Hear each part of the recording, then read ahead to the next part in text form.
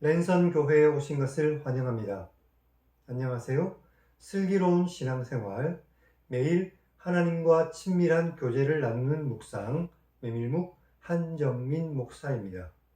일주일 전쯤까지 일본의 백신 접종률은 6% 정도였습니다. 그런데 같은 날까지 도쿄도에 있는 고가네이시는 32%의 접종률을 기록했다고 합니다.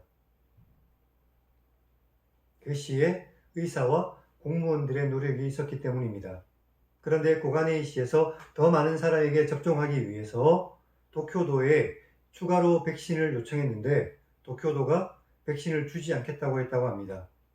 각 기초 지역 단체가 발을 맞추어서 비슷한 속도와 수준으로 접종률을 기록해야만 한다는 논리였습니다. 이것은 일본 사회에서 자주 보이는 요소 중 하나인 동조 압력이라고 합니다. 발끝을 맞추어 모두가 다 같이 나아가는데 왜 혼자만 튀느냐는 것입니다.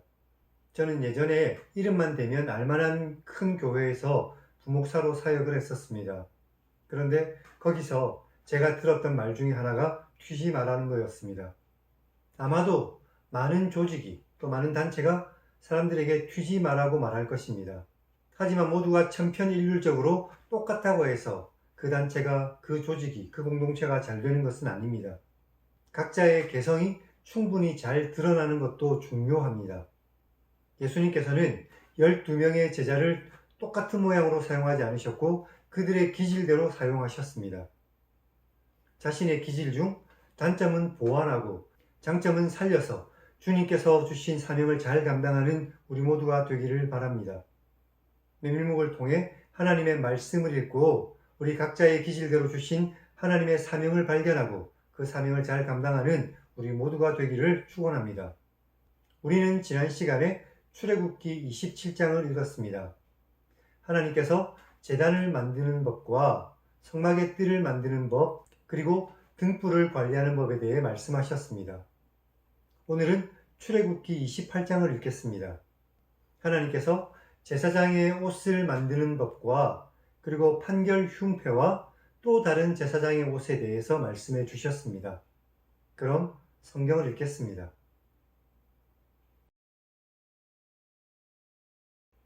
너는 이스라엘 자손 중 내 형 아론과 그의 아들들 곧 아론과 아론의 아들들 나답과 아비후와 엘르아살과 이다마를 그와 함께 내게로 나아오게 하여 나를 섬기는 제사장 직분을 행하게 하라.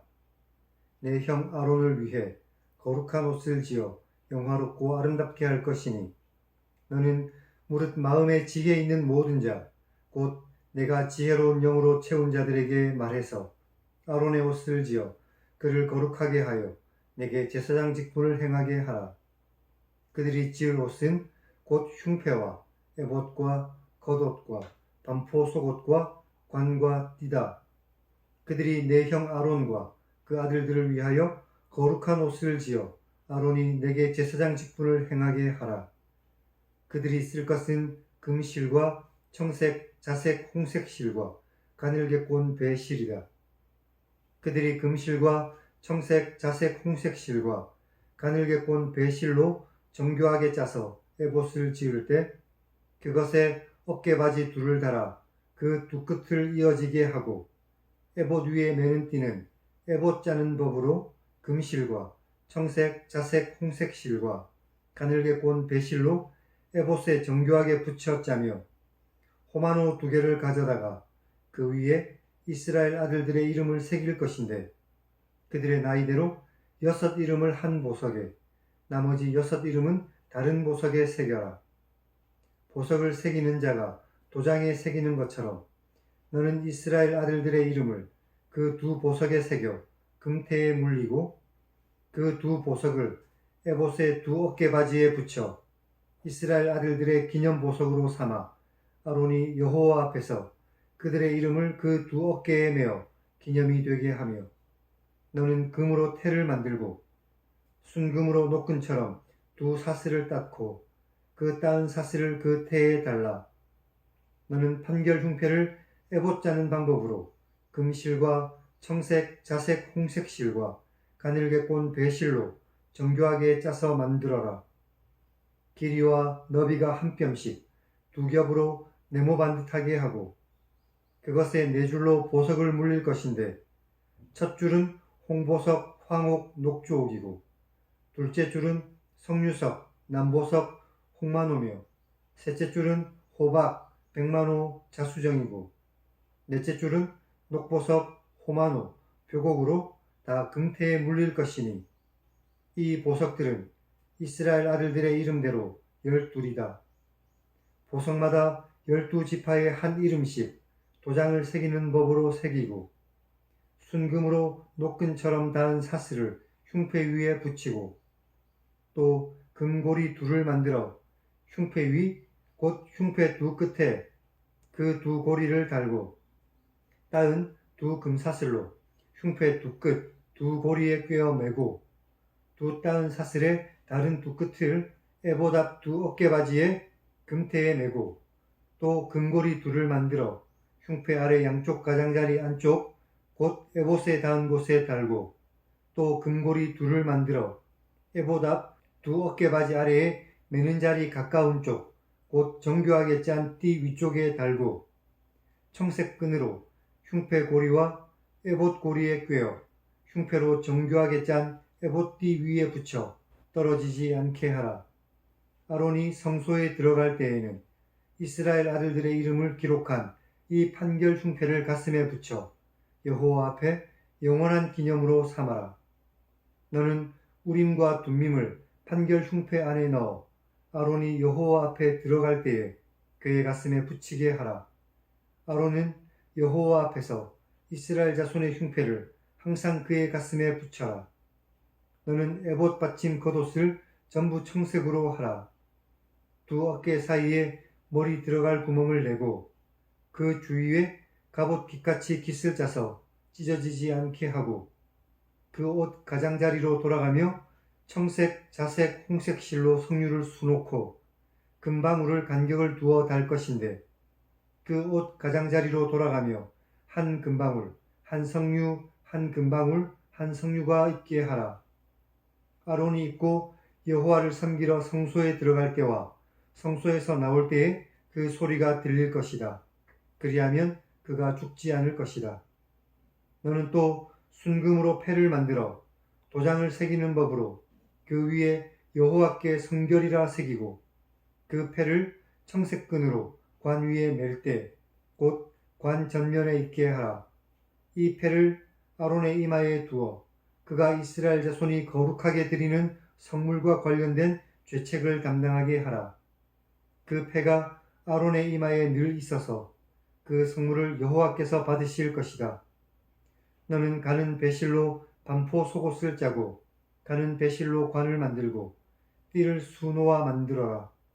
너는 아론의 아들들을 위해 속옷을 만들며 그들을 위하여 띠를 만들며 그들을 위하여 관을 만들어 영화롭고 아름답게 하라.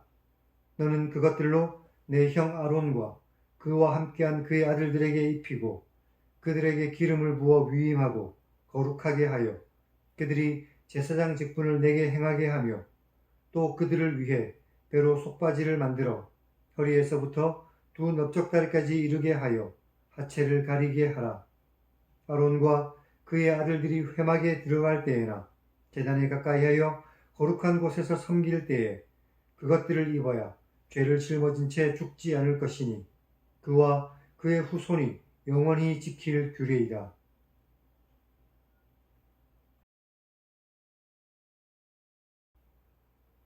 오늘은 여기까지 읽었습니다. 하나님께서 아론과 그의 아들들에게 하나님을 섬기는 제사장의 직분을 감당하게 하셨습니다. 제사장은 하나님께 예물과 속죄하는 제사를 드리고 백성들에게 율법을 읽어주며 그리고 하나님의 언약을 상기시키는 역할을 했습니다. 에봇은 대제사장이 입는 소매가 없는 의복입니다. 12절을 통해 대제사장이 성막에서 하나님을 섬길 때 그들이 이스라엘을 대표한다는 것을 알 수 있습니다. 판결 흉패는 대제사장이 직무를 수행할 때 가슴에 다는 패입니다. 그리고 그 안에는 우림과 둠밈이 들어 있습니다. 전통적으로 우림은 빛, 둠밈은 완전함을 의미하는 것으로 봅니다. 우림은 히브리어 알파벳 첫 글자인 알렙으로 시작하고 둠밈은 히브리어 알파벳 마지막 글자인 탑으로 끝이 나서 헬라어의 알파와 오메가처럼 주님께서 모든 역사의 시작과 끝이라는 신앙적 메시지가 그곳에 들어있다고 생각하기도 합니다. 그런데 또 다른 해석으로는 우림은 저주, 둠밈은 무죄로 이해하기도 합니다. 제사장이 하나님의 뜻을 물을 때 판결 흉패 속에 손을 넣어서 우림이 나오면 아니요, 둠밈이 나오면 예로 이해하는 것과 관련이 있습니다. 35절을 보면 전승에 따르면 대제사장은 성막에 들어갈 때 발목에 긴 끈을 묶고 들어갔다고 합니다. 만약 대제사장이 지성소에서 섬기는 동안 방울 소리가 들리지 않으면 혹시 그가 죽은 것은 아닌지 바깥에서 그 끈을 당겨보기 위한 용도였다고 합니다. 옛날에 대제사장이 하나님께 나아갈 때는 이렇게 극도로 조심하며 하나님을 공경하며 나아갔습니다. 오늘 우리는 우리가 직접 하나님께 나아갈 수 있습니다. 우리가 하나님께 나아갈 때 어떤 마음으로 나아가는지 우리의 마음을 다시 한 번 더 점검해 보아야 할 것입니다. 36절에서 대제사장의 관에 붙이는 여호와께 성결이라는 이 글자는 오늘 우리가 가져야 할 신앙의 자세이기도 합니다. 언제나 하나님 앞에서 성결한 삶을 살아가는 우리 모두가 되기를 바랍니다. 그럼 하나님 1인칭 시점의 성경 읽기를 시청하시기 바랍니다. 우리의 예배를 기뻐 받아주시는 하나님을 만날 수 있습니다. 이 하나님을 기억하고 우리의 공적인 예배뿐만 아니라 우리의 모든 삶에서 온전히 하나님을 예배하는 복된 그리스도인들이 다 되시기를 주님의 이름으로 간절히 축원합니다.